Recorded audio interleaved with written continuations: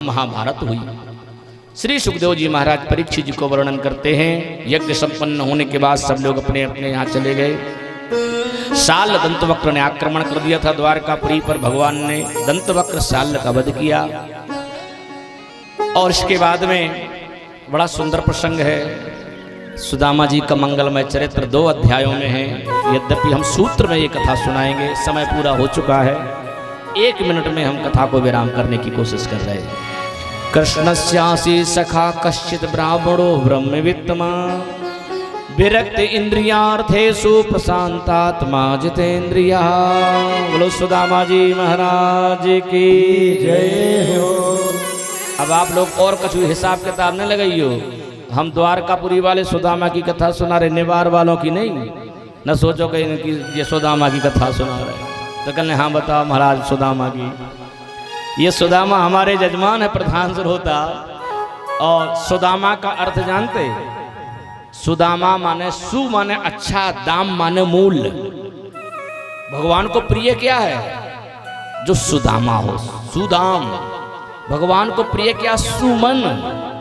वो भगवान को प्रिय है। श्री सुखदेव जी महाराज वर्णन कर रहे। सुदामा जी भगवान के सखा थे, निर्धन थे, गरीब थे, लेकिन कभी भगवान से कोई याचना उन्होंने नहीं की, भगवान से कुछ मांगा नहीं।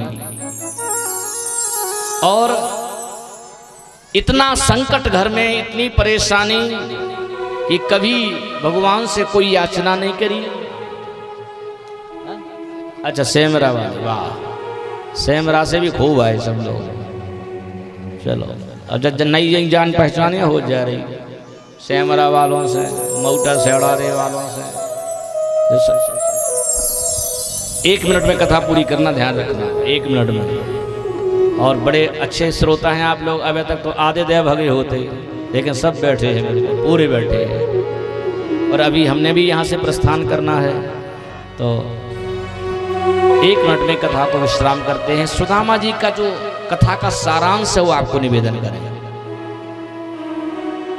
भगवान योग्य व्यक्ति, कोई पढ़ा लिखा हो, कोई धनवान हो, कोई ऊंचे कुल खानदान का हो, या कोई देखने में सुंदर हो, उस पर रीझते या उस पर कृपा करते, ये भ्रम तो बिल्कुल मिटा देना। जात पात पूछे नहीं कोई, हरि को भजे सो हरि को भोगी। भगवान का जो भजन करता है वो पूजनीय है, वो आदरणीय है, चाहे वो कोई भी हो। और भगवान को जो न भजे तो चाहे वो कितना बड़ा ऊंचा कुल खानदान का हो, वो आदरणीय नहीं है। सुदामा जी ने कभी भगवान को बुलाया नहीं, इतनी गरीबी आई, मांगा नहीं। सुशीला ने एक दिन कह दिया आप द्वारका घूम आइए, क्योंकि बच्चों का दुख दर्द नहीं देखा जा रहा था। 4 महीने गर्मी के निकल जाते थे किसी तरह से, बरसात के 4 महीने निकल जाते थे, लेकिन सर्दी के जब 4 महीने आते थे, ठिठुरती हुई सर्दी में बच्चे कांपते थे। ओढ़ाने के लिए कंबल रजाई नहीं थी। कहते हैं राख डाल देती थी सुशीला, राख, ताकि सर्दी ना लगे बच्चों को। खाने के लिए नहीं था घर में, कोई सीधा आटा दे गया तो बन गया, नहीं तो उपास। रोज एकादशी होती थी इनके यहाँ। बताओ इतनी गरीबी। सुशीला से कहा हम जाएंगे तो, लेकिन क्या ले जाएं, घर में तो कुछ है नहीं। तो पड़ोसन से 4 मुट्ठी चावल लेकर के आई, कपड़े में बांध दिया, वो ले जाओ। ये लेकर के सुदामा जी चल पड़े। चले श्याम सुंदर से मिलने सुदामा, गाते जाते मन में हरे कृष्ण रामा।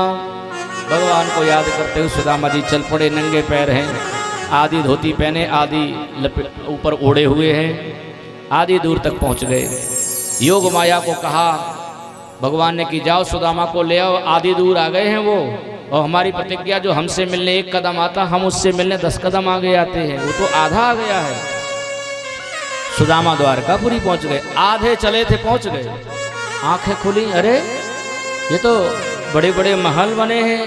लोगों से पूछा भैया कौन सी जगह है? उन्होंने कहा कहाँ जाना? कहा द्वारकापुरी जाना। बोले पंडित जी का नशा पत्ती करते होगा, द्वारका में खड़े होके द्वारका पूछ रहे, ये द्वारका ही है। तब सुदामा को होश आया, अरे मेरे कन्हैया ने बड़ी कृपा करी, हम तो आधे चले थे, आधे तो बिना चले पहुंच गए हम। अब एक काम और करो भैया, हमें द्वारकाधीश के महलों का रास्ता बता दो। यही रास्ता है, सीधे चले जाओ। पहुंच गए सुदामा जी। द्वारपालों ने रोका। भागवत जी में नहीं लिखा कि द्वारपाल मिले, नरोत्तम कवि का भाव है।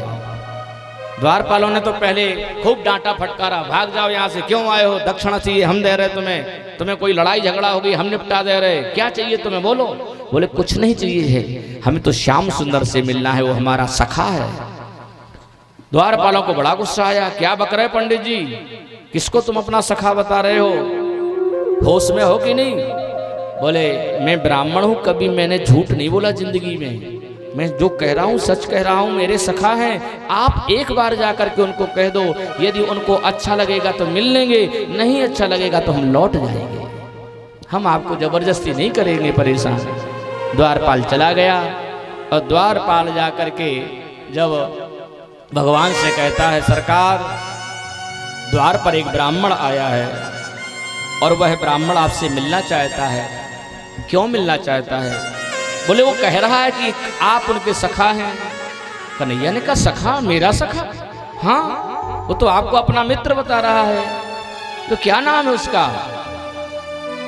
कहा उसका नाम सुदामा है। सुदामा, भगवान ने सुदामा नाम सुना, भगवान तो ऐसे दौड़ पड़े दरबार की ओर कि उन्होंने अपनी जूतियां भी नहीं पहनी, पीतांबर कहीं गिरा, कहीं दीवार से, कहीं खंबे से टकराते, गिरते, उठते, भागते हुए चले जा रहे हैं। सुदामा भैया, सुदामा भैया।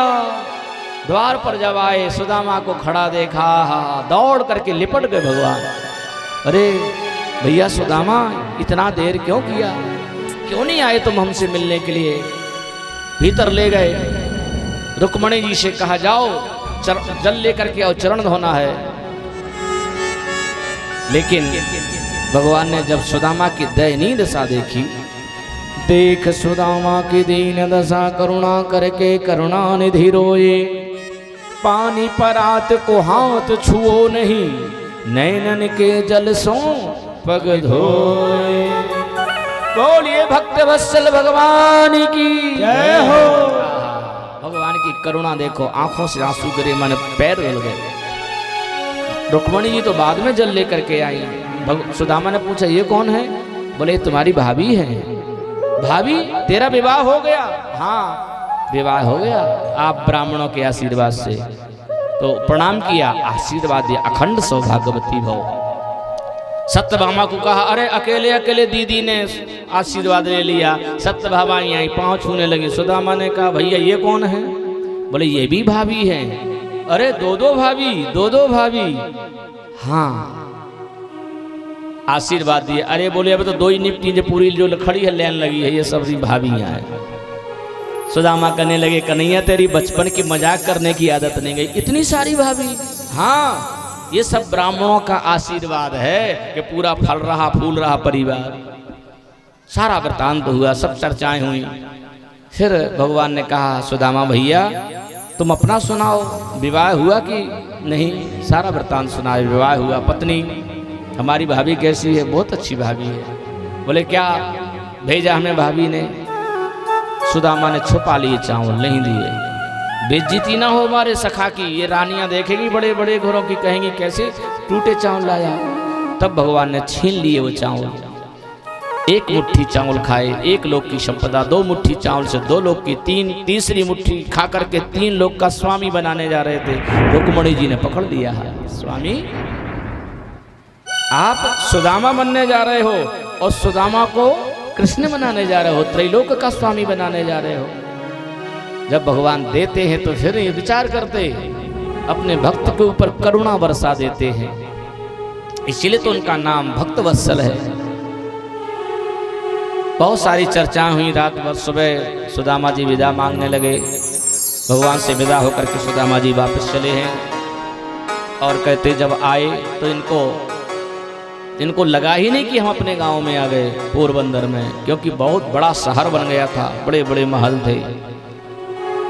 अपनी पत्नी सुशीला को देखा, एक 10 मंजिल मकान के छत पर घूम रही हैं, बढ़िया बनारसी साड़ी पहने, बढ़िया रानी हार पहने, जो हार पहने रानी हार, बढ़िया सुंदर आभूषण पहने सुशीला ऊपर। सुदामा की नज़र पड़ गई। उन्होंने सोचा कि हो सकता कोई जजमान के घर निमंत्रण में आई हैं हमारी श्रीमती जी, हमारी तो टपरिया है, टूटी टपरिया। जब आवाज दी, ए सुशीला चलो घर। सुशीला ने, ओ पतिदेव, अरे कहाँ घर? बोले अपने घर चलो। अरे बोले अपने ही तो है घर। सुदामा की नजर पड़ी, 1 2 3 4 5, ये अपना घर? हाँ ये अपना ही है। तब सुदामा ने कहा, अरे कन्हैया भैया को मैं समझ गया, इसने हमें ये वैभव इसलिए दिया है ताकि हमें भूल जाए वो। क्योंकि ज्यादा वैभव मिल जाए, ज्यादा पदसत्ता मिल जाए, ज्यादा संपत्ति मिल जाए, समझ लो भगवान की कृपा नहीं, भगवान छुटकारा चाहते हैं तुमसे, तुम्हारी साधना का फल तुम्हें दे रहे हैं। इसलिए कभी सुदामा ने कहा, खबरदार सुशीला, इस संपत्ति में, इस वैभव में हाथ तक मत लगाना, क्योंकि यदि इसमें हाथ में लगाया तो हमारा कन्हैया हमसे दूर हो जाएगा और हम सारी दुनिया छोड़ सकते हैं, हम अपने कन्हैया को नहीं छोड़ सकते। और सुदामा जी अपनी पत्नी को कहते, हम पहले जैसे थे वही ठीक हैं, सीताराम सीताराम सीताराम कहिए, जाहि विधि राखे राम ताहि विधि रहिए।